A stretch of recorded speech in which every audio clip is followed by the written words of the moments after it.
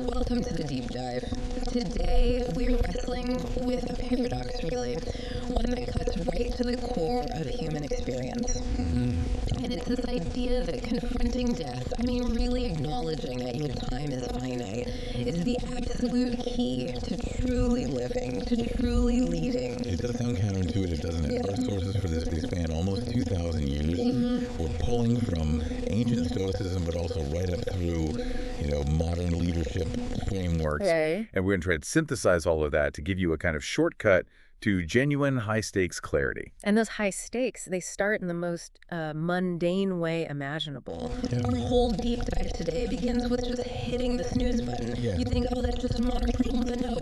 Marcus Aurelius, the Roman emperor, literally the most powerful man on earth almost 2 millennia ago, he fought this exact same battle, this temptation to just stay comfortable. And he wrote about it with this just brutal self-honesty. This wasn't some gentle self-help pep talk. It was a straight-up accusation he was leveling at himself. What did he say? He wrote, "You don't love yourself enough, or you love your nature too, and what it demands of you."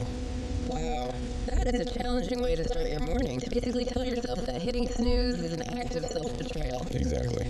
So that's our mission today. We're going to unpack that quote and really understand how remembering you're going to die transforms that natural human denial into purposeful action. Right. We're looking at how this one piece of knowledge that your life is finite just strips away all the Ego-driven performance.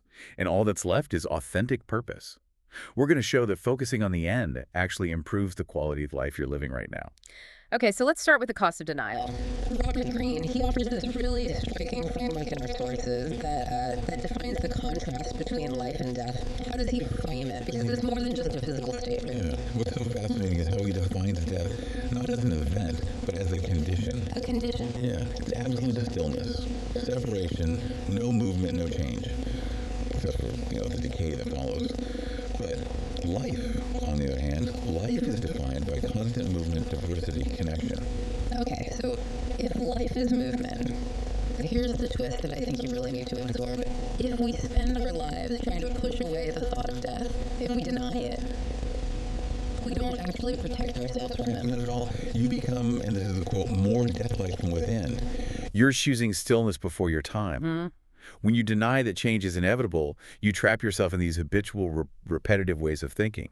You separate yourself from others because you're holding on to old Grudges, or you're afraid to be vulnerable. You resist growth. You're choosing stillness. You're choosing stillness over the necessary and often difficult movement of life. And this shows up in such small, insidious ways. It's not usually some big, dramatic failure. It's letting the days just blur into sameness, or repeating the same old complaints, or avoiding that hard conversation because, that kind of movement feels too risky.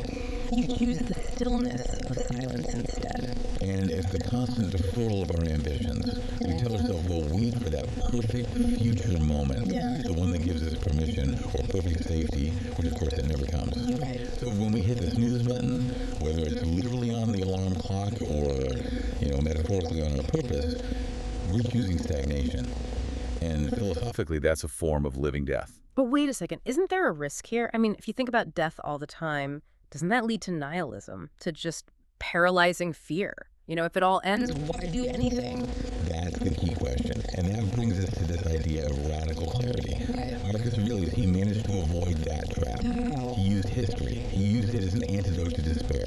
He was constantly looking at the past, reading about the great emperors, generals like Alexander, advisors to Augustus, famous philosophers, and it always led to the same sobering, inescapable thought. Which was? Where are they now? Gone. Gone.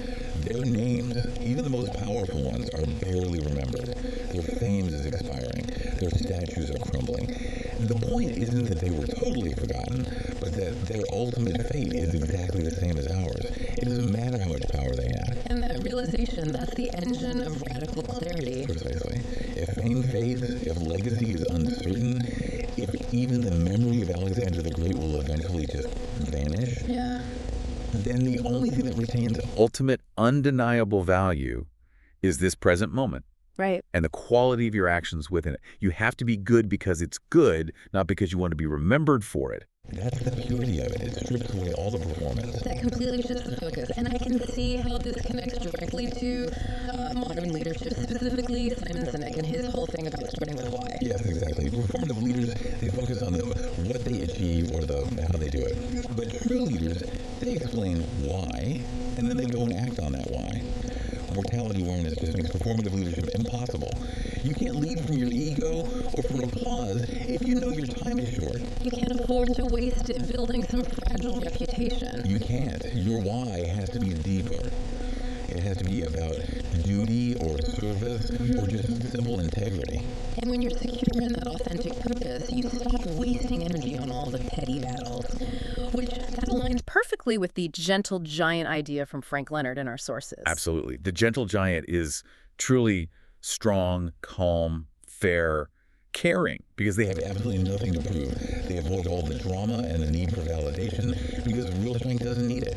When you know life is brief, you use your strength to lift other people up, not to demand they lift you up. It's leadership, completely stripped of insecurity. Okay, let's go back to that really harsh quote from the beginning. That self-accusation. You don't love yourself enough. I mean, we live in a culture that's constantly telling us that comfort and ease, that's self-care. If I hit snooze, if I take the path of least resistance, isn't that me being nice to myself? Well, that's where the intention check is so crucial.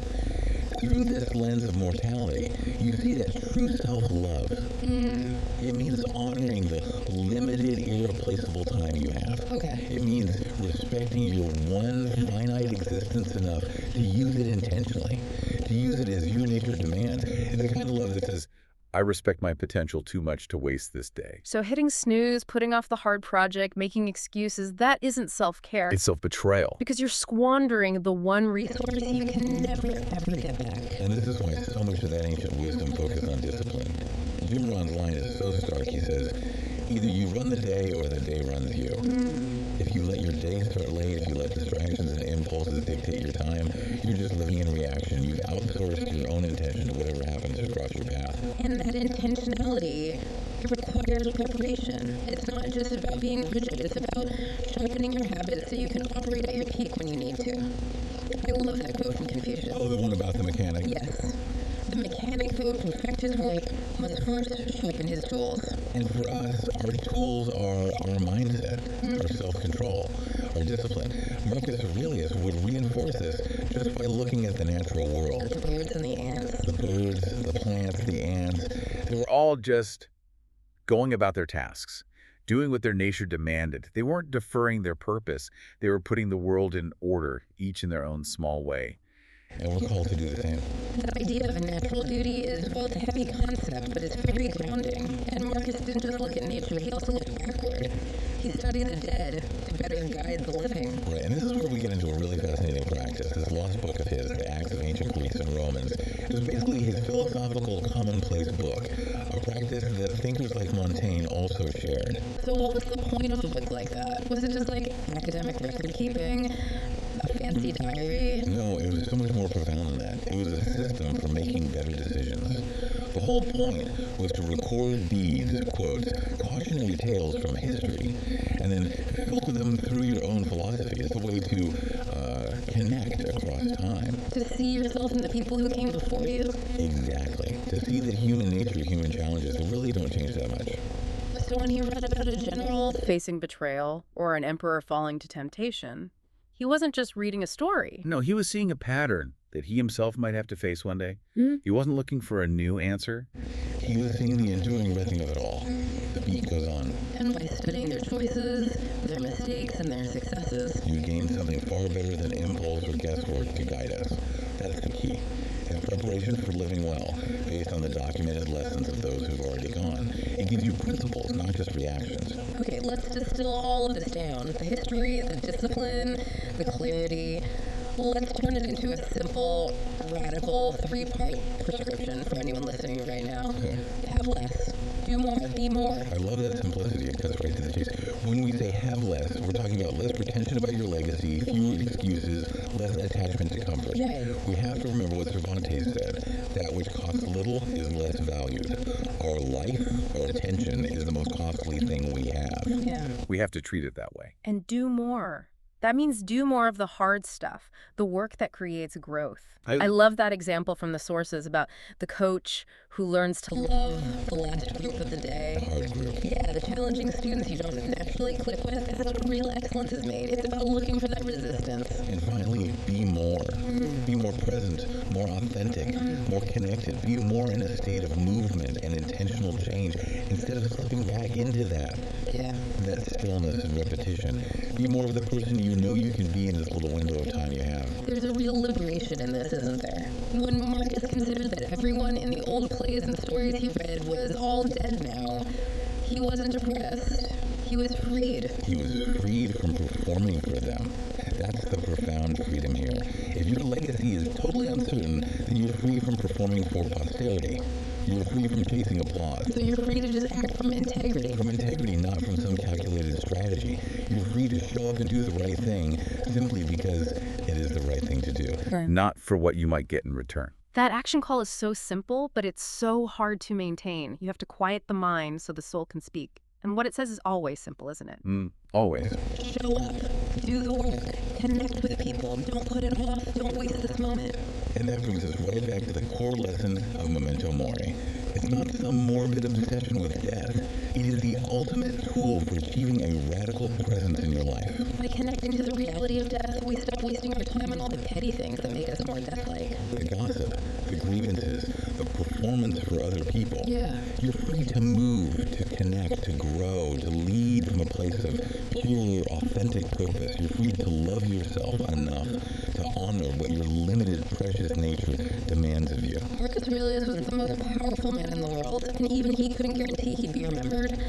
But what he could do, he could control his character and his choices in the moment, because he knew his time was brief. And we're no different. We are no different. Our individual moment in this great, long rhythm of history is so brief, we know what our nature demands of us, so the only question that's left is, will we use our moment well?